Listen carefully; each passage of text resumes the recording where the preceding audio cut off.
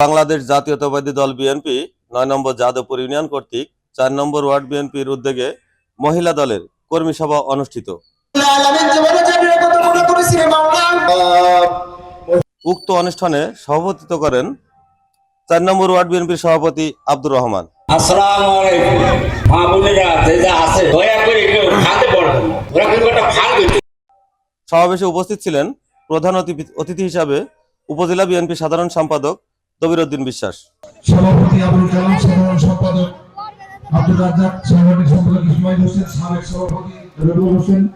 ধর্মের দোহাই দিয়ে, আল্লাহর ভয় দেখিয়ে, জাহান্নামের ভয় দেখিয়ে, জান্নাত পাওয়ার আশা দেখিয়ে ভণ্ড প্রতারকের মতন, একেবারে নির্লজ্জের মতন এমন কোন ভাষা তাদের বিরুদ্ধে বলতে ইচ্ছে করছে না।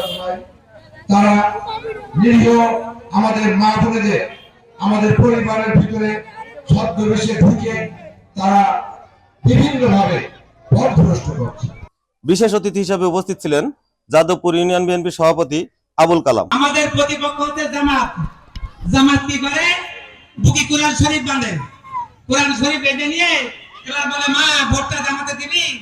ইউনিয়ন বিএনপির সাধারণ সম্পাদক আব্দুর রাজ্জাক। আপনারা জানেন যে 17টি বছর আপনার ভাই, স্বামী, ছেলে অনেক নির্যাতনের শিকার হয়েছে। এবং ওয়ার্ড ইউনিয়ন বিএনপির মহিলা দলের নেত্রী মোসাম্মত রূপা খাতুন। দুঃখের সাথে বলতে চাই, আপসহীন নেত্রী, গণতন্ত্রের মা বেগম খালেদা জিয়া অসুস্থ।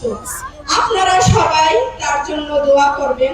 এছাড়া উপস্থিত ছিলেন বাংলাদেশ জাতীয়তাবাদী দল বিএনপির মহেশপুর উপজেলা শাখা এবং ইউনিয়ন বিএনপির নেতৃবৃন্দ।